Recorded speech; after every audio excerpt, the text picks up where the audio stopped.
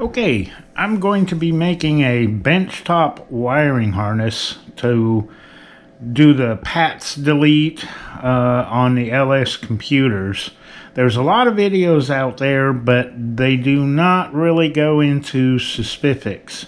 So I decided I was going to make one and show the particulars that you're going to need. First thing you're going to need is a data link connector, the plug for your PCM, and you need the blue one. All you need is the blue one for a benchtop. And a couple of toggle switches, which are helpful. You don't have to, you could wire it in directly, but I don't recommend that. Also, a couple of inline fuses. What these two toggle switches are going to be for is your constant 12 volts and your ignition 12 volts, so you can turn them on and off. And the basics of it is, this is a wiring diagram, and you can do it with a pinout diagram, but with a wiring diagram, you can actually see where the wires go and what they do. Now, on the blue harness, it is C1. And if you look on the wiring diagram, let me see if I can show you without putting a shadow on this. But this is C1. Really tiny letters right there. So you're going to need 5 wires out of this. It's going to be pin 1, that's a ground, and 19, which is your ignition source, 20, which is hot at all times. Down here, you've got another hot at all times, 57. And for your class 2 data link, it's going to be 58. If you follow the green wire up here, let me see if I can get over here where there's no shadows. But it says below steering column data link connector, and it's showing purple wire pin 2. So if you look at your data link connector and you take your cell phone and zoom in, you can see that this purple wire right here is pin 2. Now 4 and 5 are grounds. And I think on all OBD II vehicles, pin 16 is going to be, well, from this view, you can see the only one over in this corner that is got a pin in it. And on most GM vehicles, it's orange. So you're going to have data, ground, and 12 volt constant. So I've got all of these 5 wires, the ground, constant voltage, pink, both constant voltages are orange, your data link is green, and your ignition source is pink. Now, if you look at the diagram here, this is where it goes through the firewall or fuse box, and when it comes out under the dash, it changes to a purple wire. It's green coming out of your harness for this particular year model. So now that we've established which wires we need to keep, you can go ahead and, well, you don't have to, but it just makes it so much nicer if you pull these blue covers off and depin all the rest of the wires, and it just makes it a lot neater and easier to solder your wiring harness together. So I'll show you how to pop these loose and depin these wires. Alright, now removing these little blue covers takes some finesse. They're very brittle and you don't want to break them. So they have a little slot on the end, and in that slot is this little tab. You can see that I'm pushing down on it. What you have to do is push in on that with a pick tool or a small screwdriver and pull up very gently, and over on this side as well. So now that you've established which wires that you're going to keep, the rest of them you want to depin. And if we come over here and grab the wire we want to depin, you push up on it and pull it out. Simple as that. And then you just go down the row. Now, I don't recommend taking both of these covers off at the same time, because you'll be sitting there wondering, do they go this way or this way? If you leave one on, you can see the little tabs face this way, and then you know that once you've depinned this side, that you can snap this one back on and then pull this one off.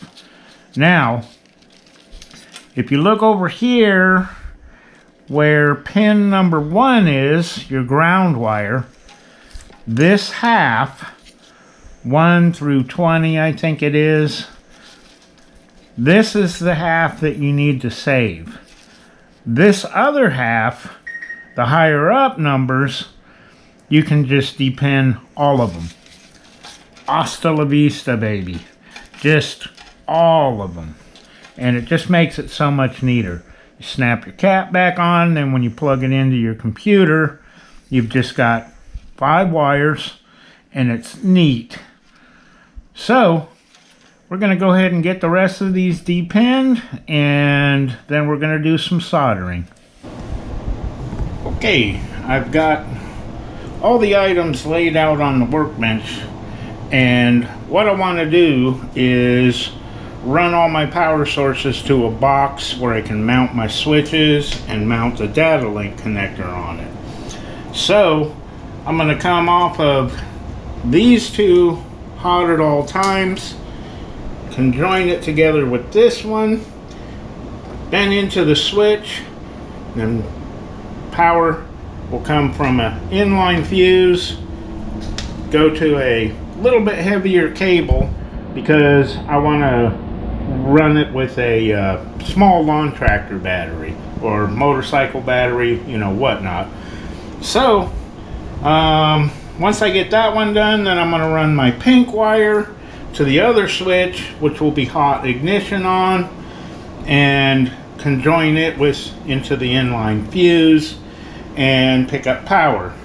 After that, I'm going to run this ground, these two grounds, so a heavier cable with a terminal end on it to go to the battery.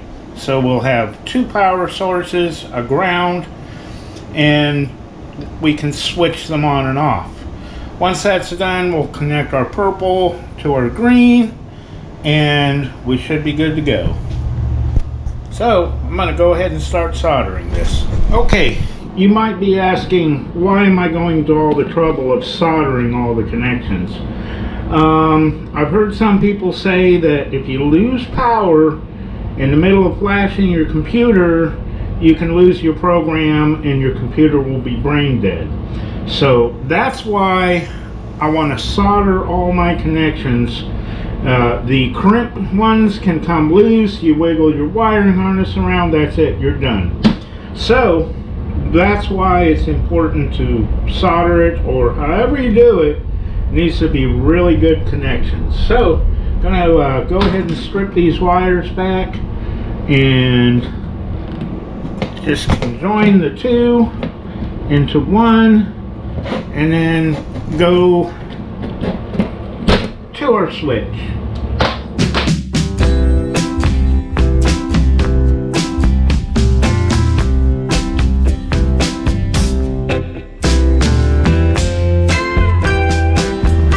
Okay, done a little bit of soldering here, and I've got our two orange wires, which is battery hot at all times, and they come over here and connect in with our orange off of our data link connector, which is battery power. And we've got this orange wire coming out here, which will go to a inline fuse. And we got our pink wire, which is our ignition. I also used a pink wire just to avoid confusion. This will be our ignition switch, and it's going to run over here and join into this inline fuse. Also, I soldered together this ground wire from the PCM plug into the two ground wires on the data link connector, and got a pigtail running out here, which will go to the small battery that I'm going to use with some terminal ends on it. Also got this little electrical box, and I notched it out and cut these little grommets so that we can just lay the harness down in there and we don't have to disconnect things, and it'll be easy to take apart and check if anything goes wrong.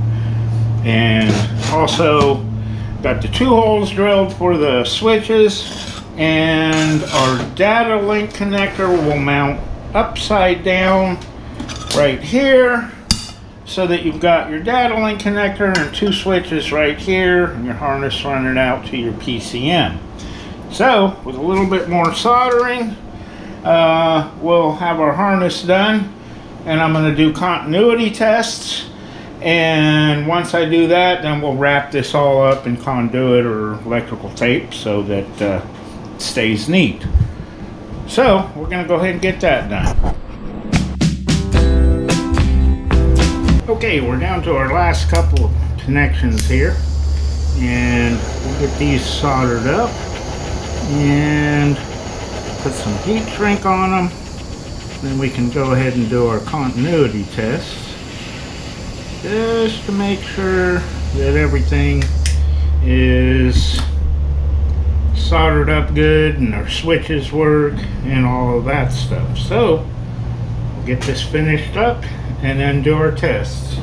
Okay, we're ready to do our continuity tests. We're going to test our battery wires first. So we've got this one, got good continuity there.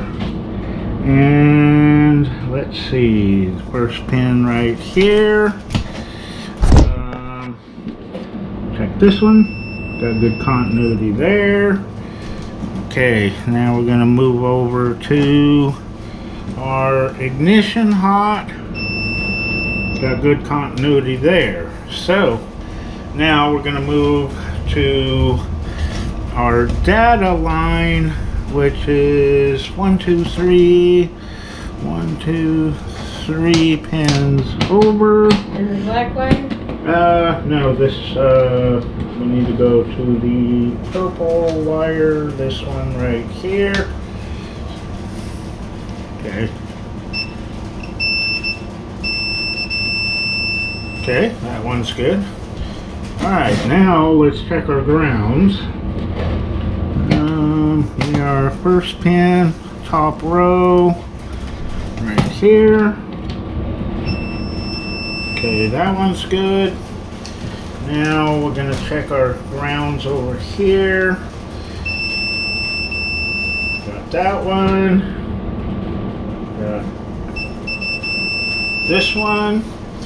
So last thing we need to check is for no continuity with our switches off, just to make sure.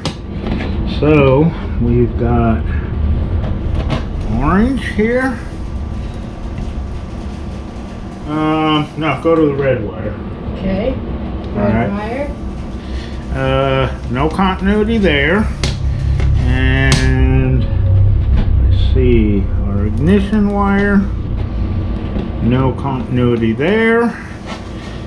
Okay, and 1, 2, 3, 4. No continuity there. And over here on our data link connector, no continuity there.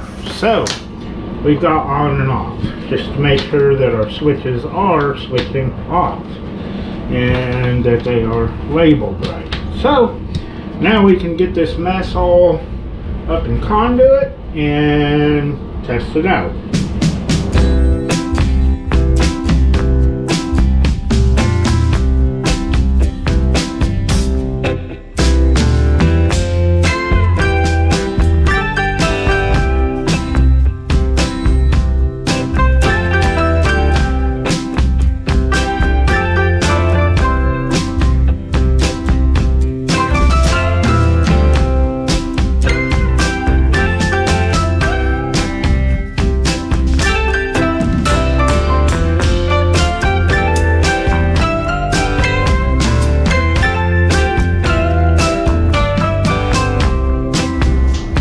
Okay, we got our harness complete. We got it hooked up to our battery, and we got both switches in the on position, and we're plugged into a random PCM, and got the scan tool hooked up, and it is telling us that this came out of a 06 Silverado and the VIN number. So go to diagnostic and PCM, no DTCs are stored. Okay, so since everything else ain't hooked up, but we do know that it's communicating and all the wires are working and whatnot. So this is basically how to make a wiring harness to flash a computer on a benchtop, and I tried to make it as simple as possible and neat.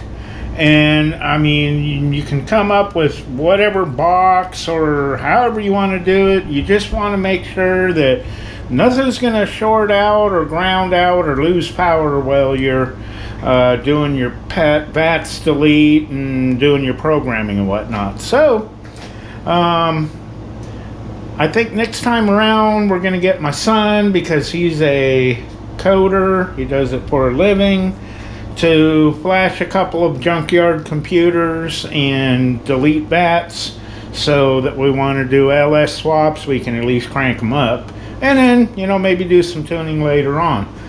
But that's going to be about it for this video, and later on I think we'll do a video of flashing a computer and maybe even sticking it on a vehicle and seeing how it cranks. So we appreciate y'all watching, and we'll see y'all next time.